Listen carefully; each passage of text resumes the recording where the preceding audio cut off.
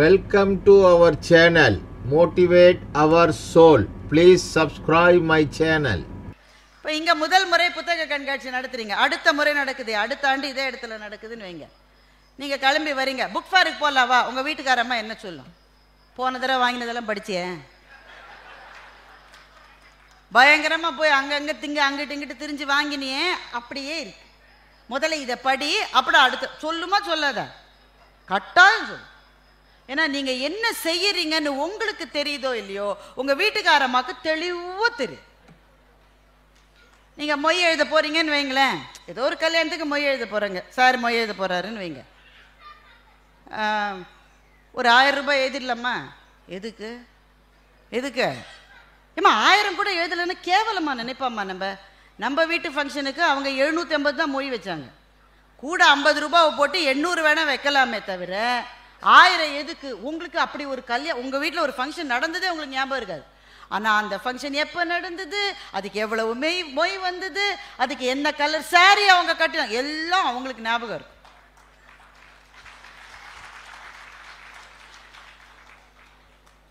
இப்போ நீங்களும் உங்கள் வீட்டுக்காரமாவும் சேர்ந்து இந்த முடிவுக்கு வரணும், படிக்கணும். படித்தா கண்ணை கட்டுதை என்ன செய்வது என்றால் அப்படிதான் இருக்கும். உடனே நீங்க சொல்லுங்க, நீங்கள்லாம் மட்டும் நிறைய படிக்கிறீர்கள், என்னால் படிக்க முடியவில்லை என்றால் படிப்பது உன் பேர். அதெல்லாம் நான் சொல்லவே மாட்டேன். முதல்ல எல்லாருக்கும் கண்ணை கட்ட தான் கட்டும். நாமெல்லாம் ஜியாகிரபி படிச்சப்போ கண்ணை கட்டலன்னு மனசாட்சியோட யாராவது சொல்லுங்க பார்க்கலாம். கட்டாயம் கண்ணை கட்டும். அது சில ஆசிரியர்கள் வந்தா அந்த வகுப்பு வரும்போதே கண்ணை கட்டும். இன்னும் வகுப்பே ஆரம்பிக்கல, அப்படியே இழுக்கும் பாருங்க நமக்கு. இப்போ வகுப்புல தான் நம்ம முதல்ல சில முக்கியமான வாழ்க்கை பாடங்களை கத்துக்கிறோம். கண்ணை திறந்துக்கிட்டே தூங்குவது எப்படி, எவ்வளவு உபயோகமான பாடம் பாருங்க நீங்க வாழ்க்கையில். இதெல்லாம் வகுப்புல தான் நம்ம கத்துக்க முடியும். அப்படிதான் கண்ணை கட்டும். ஆனால் அதை மீறி நமக்கு ஒரு உறுதி வேண்டும்.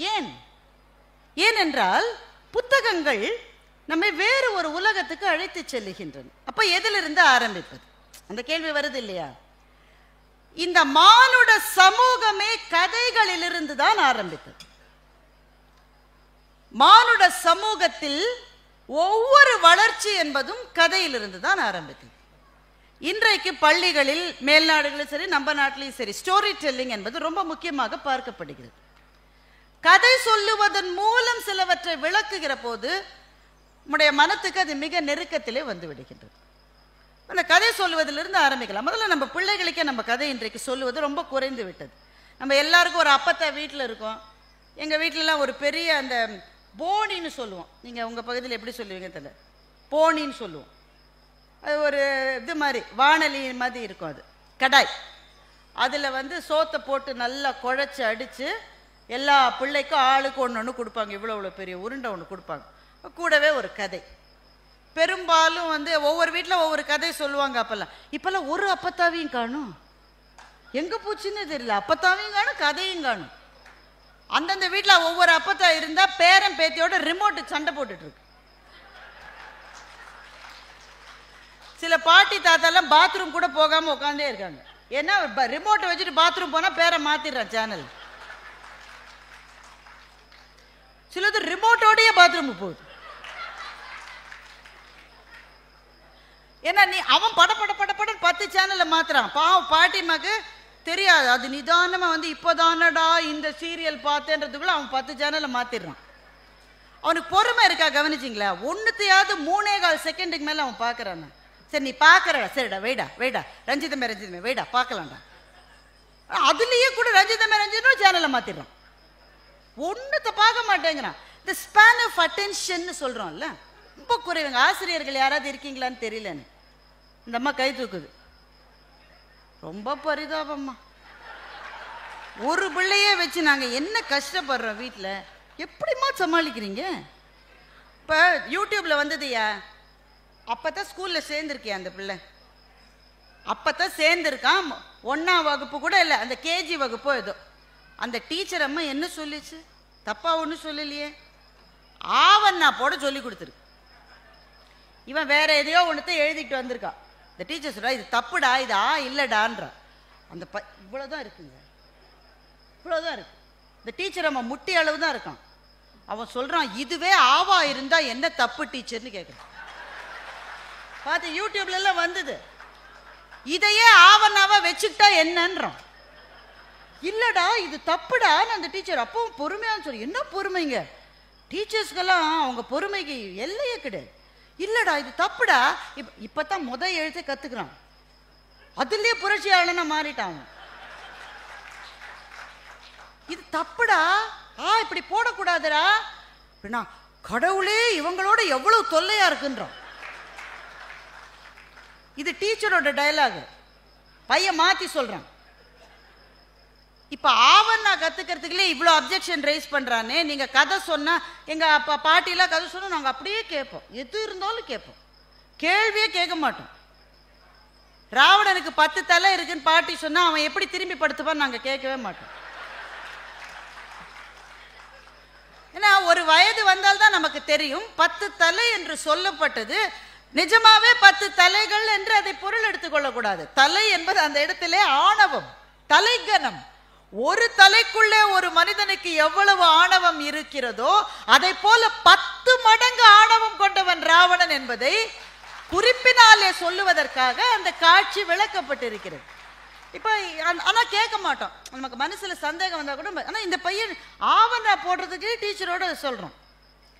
இப்போ இவனுக்கு பாட்டி வடை சுட்ட கதையை சொன்னா என்ன செய்வான்? சொல்றீங்கன்னு வைங்க, சொல்றீங்க பாட்டி வடை சுட்ட கதை, என்னங்க பிரச்சனை? யார் தள்ளணும்? இப்ப ஐயா உட்காருங்க ஐயா, ஒரு நாற்காலியை போட்டவனா உட்காந்துருங்க.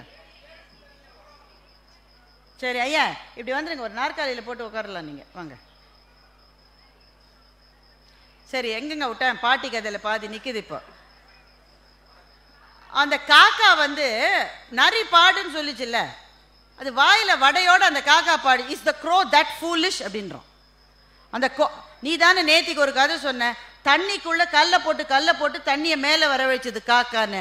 அப்ப மாத்திரம் அவ்வளோ புத்தி இருந்தது, வாயில வடை வச்சுட்டு பாடுற அளவு அதுக்கு புத்தி இல்லையான்னு கேட்குறான்.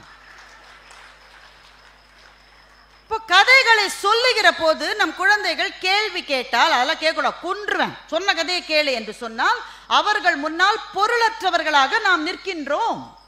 எனவே அவர்களினுடைய அறிவு தளத்திலே இருந்து அந்த கதைகளை மாற்றி சீரமைக்கின்ற ஒரு பொறுப்பும் இன்றைய பெற்றோர்களான, இன்றைய ஆசிரியர்களான, இன்றைய படைப்பாளிகளான நமக்கு இருக்கிறது.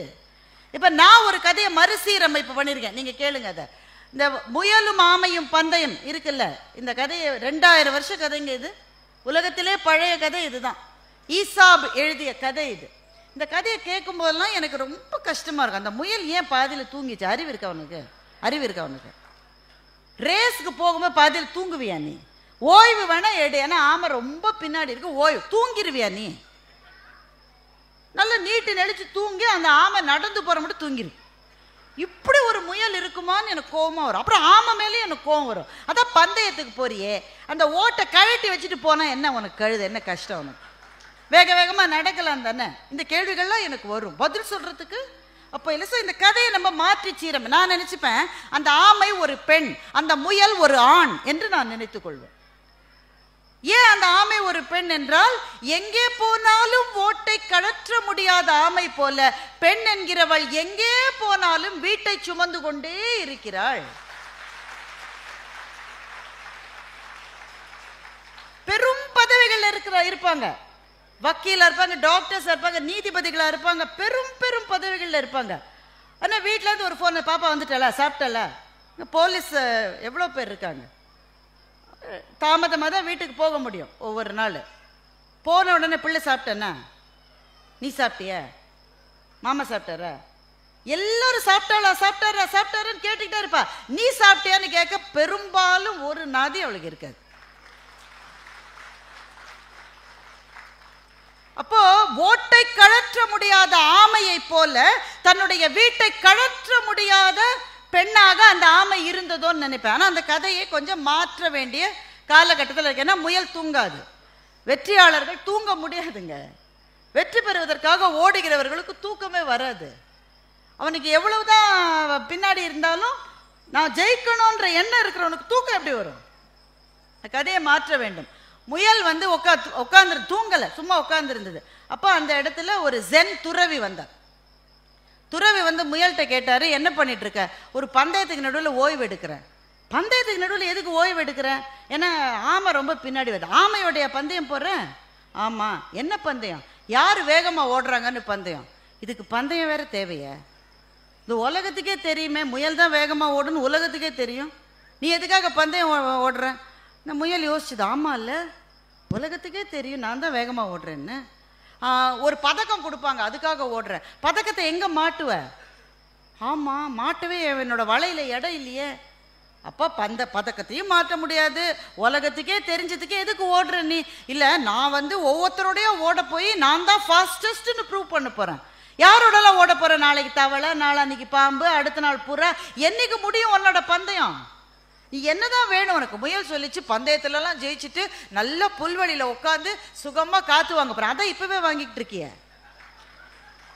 என்றவுடன் முயல் இந்த பந்தயத்தில் நான் ஓடவில்லை என்று விடை பெற்றுக் கொண்டது. எனவே முயல் சொன்னது, நான் தோற்றேன் என்பது உண்மை அல்ல, நான் பந்தயத்திலிருந்து விலகிவிட்டேன் என்பதுதான் உண்மை என்று முயல் சொன்னது. இப்படித்தான் வாழ்க்கையில பல சமயத்துல தேவையில்லாத பந்தயங்களை நம்ம ஓடிக்கிட்டே இருக்கோம்ல, உண்டா இல்லையா? யாருக்கோ எதையோ நிரூபிப்பதற்காக ஏதோ ஒரு பந்தயத்தில் நாம் ஓடிக்கொண்டே இருக்கிறோம். சில சமயங்களில் யோசித்து பார்த்தால் இந்த பந்தயம் எனக்கு எதற்கு என்று யோசிக்க கூட நேரம் இல்லாமல் அந்த பந்தயத்திலே ஓடிக்கொண்டிருக்கிறோம். அப்ப இந்த கதையிலிருந்து நாம் தெரிந்து கொள்ள வேண்டிய மிக முக்கியமான விஷயம், எது பிடிக்கிறதோ, எது மகிழ்ச்சியை தருகிறதோ அதற்காகத்தான் நம்முடைய நேரம் செலவழிக்கப்பட வேண்டுமே ஒழிய யாருக்கோ எதையோ நிரூபிப்பதற்காக நம்முடைய நேரம் செலவழிக்கப்படக்கூடாது.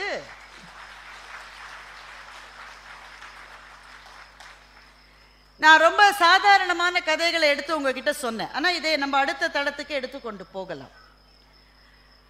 சோ தர்மன் எழுதிய சூல் என்கின்ற நூல் இங்க புத்தக கடையில நிச்சயமா இருக்கும், வாய்ப்பிருந்தால் நீங்கள் வாங்கி படிக்க வேண்டிய ஒரு நூல். அது பரிசு பெற்ற நூல். அதுல கொப்பளாயின்னு ஒரு கேரக்டர் வருது. அந்த கதாபாத்திரத்தை பற்றி மாத்திரம் தான் சொல்றேன், மொத்த கதையில சொல்ல எனக்கு நேரம் இல்லை. அந்த பாட்டி அம்மா என்ன செய்து, அந்த அம்மாக்கு குழந்தை இல்லை, அதனால தன் தங்கச்சியே தன்னுடைய கணவருக்கு திருமணம் செஞ்சு வச்சுட்டு இந்த அம்மா தனியா வாழுது. தனியா யாரோட வாழ்கிறது என்றால் அந்த வீட்டில இருக்கிற எருமை மாடுகளோடு வாழ்கிறது. எந்நேரம் அந்த வீட்டுக்கு பக்கத்துல யாராவது போனா அந்த அம்மா பேசிக்கிட்டே இருக்கு, அந்த பாட்டி பேசிக்கிட்டே இருக்கு. யாரோட பேசுது இந்த கிழவி? ஒத்துருமே இல்லையான்னு எட்டி பார்த்தா எருமை மாட்டோட பேசிக்கிட்டு, பேசுறதுக்கு யாரும் இல்லை, எருமை மாட்டோட பேசிக்கிட்டு இருக்கு. அந்த பாலை கறந்து அதை மோராக்கி அந்த ஊர் வழியாக மாரியம்மன் கோயிலுக்கு போற எல்லாருக்கும் ஃப்ரீயா அந்த பாட்டி மோர் கொடுத்துட்டு இருக்கு. அதுதான் அதனுடைய வாழ்க்கையே. இந்த பாட்டிக்கு ஒரு உறவுக்கார பையன் இருக்கான், அவன் ஓடி போய் மெட்ராஸ்ல வேலை செய்யறதுக்கு போறான், திரும்பி வரான். பாட்டி கேட்குது, எங்கடோ மெட்ராஸ் மட்டுமா போன, என்ன செய்யறாங்க? வேலை செய்யறேன். சோத்துக்கு என்னடா செய்யற? அங்கெல்லாம் காசு கொடுத்தா சோறு கொடுப்பாங்கன்றான். உடனே அந்த அம்மா, அந்த பாட்டிக்கு கோவம் வந்துருச்சு. காசு கொடுத்தா சோறு கொடுக்கறது ஒரு ஊராடா, அந்த ஊரே வழங்காம போகுன்னு சொல்லுது அந்த பாட்டு. சென்னையில இன்றைக்கு வாழ்ந்திருக்கிற நாம் இந்த கதையை கேட்கிற போது நம் மனசுக்குள் என்ன வருகிறது? நம்ம சோறு என்பது இன்னைக்கு காசு கொடுத்துதான், வீட்டில் சமைப்பதே குறைந்து விட்டது. எங்க பக்கத்து வீட்டுக்காரர் வந்து 2 பேர் இருக்காங்க, எங்க பக்கத்து வீட்டில் கணவன் மனைவி இருக்காங்க. நான் ஒரு நாள் பார்த்துக்கிட்டே இருந்தா 3 தடவை ஸ்விக்கி வந்தது. எத்தனை தடவை? 3 தடவை. எனக்கு இந்த கேள்வியெல்லாம் வந்துகிட்டே இருக்கும், 2 பேர் தானே இருக்காங்க, எதுக்கு 3 தடவை ஸ்விக்கியில் ஆர்டர் பண்றாங்க? பொறுக்க முடியாம கேட்டுட்டேன், ஏமா 2 பேர் தான் இருக்கீங்க, எதுக்கு 3 தடவை ஆர்டர் பண்ணீங்க? எதையா மறந்துட்டீங்களா? இல்ல எலி தொல்லை இருக்கு, மசால் வடைக்காக ஒரு தடவை ஸ்விக்கி ஆர்டர் பண்ணணும். காசு கொடுத்துதான் சோறு என்பதை வாழ்க்கையினுடைய ஒரு பகுதியாக நாம் ஏற்றுக்கொண்டு விட்டோம். நம்முடைய குழந்தைகளை ஒருத்த திடீர்னு வாசல்ல வந்து பெல் அடிக்கிறா, 800 ரூபாய் கொடுன்றான். எதுக்குடானா பீட்சா கொண்டு இருக்கான். யார் ஆர்டர் பண்ணுது? நம்ம பையன் தான் ஆர்டர் பண்ணிருக்கான், நமக்கு தெரியாம. சில சமயம் 800 ரூபாய் கூட கேட்கறது இல்லை, ஏன்னா நம்ம கார்டு நம்பர் பின் எல்லாம் நம்ம பையனுக்கு தான் நல்லா தெரிஞ்சிருக்கு. அம்மா கேட்குது, ஏண்டா என் பின் என்னடா மாத்திட்டியா? இவன் மாத்திருக்கான். ஆனா நமக்கென்று ஒரு பாரம்பரியம் இருந்திருக்கிறது என்பது இந்த கதையிலிருந்து தெரிகிறது அல்லவா? சோறு போடுவதற்கு காசு கேட்பது தர்மம் அல்ல என்று நினைத்த அப்பத்தாக்களும் ஆயாக்களும் பாட்டிமார்களும் வாழ்ந்த மண் இந்த அறிமுகம் நமக்கு கிடைக்க வேண்டும் என்றால் கொப்புளாயி என்கின்ற கதாபாத்திரம் வருகிற அந்த புத்தகத்தை படிக்காவிட்டால் இப்படிப்பட்ட வாழ்க்கையை நாம் வாழ்ந்திருக்கிறோம் என்பதை எப்போது நாம் தெரிந்து கொள்ள போகிறோம்? எங்க ஊர்லலாம் மதுரைக்கு பக்கத்துல சோத்துல தண்ணி ஊத்தலாமான்னு தினம் கேட்பாங்க ராத்திரி. இப்ப பெரும்பாலும் நம்ம ஊத்துறது இல்லை. எல்லாரும் இரவு சோறு தான் சாப்பிடுவாங்க. சோறு சாப்பிட்டு முடிஞ்ச பிறகு ஒரு கேள்வி வரும், சோத்துல தண்ணி ஊத்திடலாமா அப்படின்னா, என்ன எல்லாரும் சாப்பிட்டுட்டீங்களா அப்படின்னு. அப்ப அந்த வாசல்ல உட்கார்ந்து இருக்கிற பாட்டி எப்போ என்ன சொல்லுன்னா, கடைசி பஸ் போன அப்புறமா சோத்துல தண்ணி ஊத்தலாம்னு சொல்லு. முதல்ல எனக்கு புரியல, சோத்துல தண்ணி ஊத்துறதுக்கும் கடைசி பஸ்ஸுக்கு என்னங்க சம்பந்தம்? கடைசி பஸ் வரும் போகும், நீ சோத்துல தண்ணி ஊத்துறதுன்னா ஊத்து கிழவி எதுக்கு வெயிட் பண்ற? என்னவென்றால் கடைசி பஸ்ல வர்ற யாராவது சாப்பிடாம வந்திருந்தா அவனுக்கு சோத்தை போட்டுட்டு அதுக்கப்புறமா தண்ணியை ஊத்தலாம். இப்படி ஒரு தர்மம் இந்த மண்ணிலே இருந்தது என்பதை நமக்கு அறிமுகப்படுத்தவே கதைகள் தேவையாயிருக்கின்றன. இப்படி ஒரு கதையை நம்முடைய பிள்ளையிடம் சொன்னால் எப்படி இருக்கும்? அவனுக்கு அந்த வாழ்க்கையே தெரியாது இல்ல. கு அழகிரிசாமியை பற்றி கேள்விப்பட்டிருப்பீர்கள். இது அவருடைய 100வது ஆண்டு. இடைச்செவல் என்கிற சின்ன கிராமம், வெறும் 200 வீடு மாத்திரமே இருக்கிற சின்ன கிராமம். அந்த இடைச்செவல் கிராமத்தில் 2 நண்பர்கள், கி ராஜநாராயணன், கு அழகிரிசாமி. இந்த 2 பேருமே அவ்வளவு சின்ன கிராமத்திலே வாழ்ந்து 2 பேரும் சாகித்ய அகாடமி விருது பெற்றவர்கள் என்றால் தமிழுக்கு எத்தனை பெரிய பெருமை! இந்த எழுத்தாளர்கள் தான் இந்த மண்ணின் வரலாற்றை நமக்கு கட்டமைத்து கொடுக்கிறார்கள். அதனால் தான் கதைகளை தவிர்த்து விட்டு ஒரு வாழ்க்கையை வாழவே முடியாது என்று நான் சொல்லுகின்றேன்.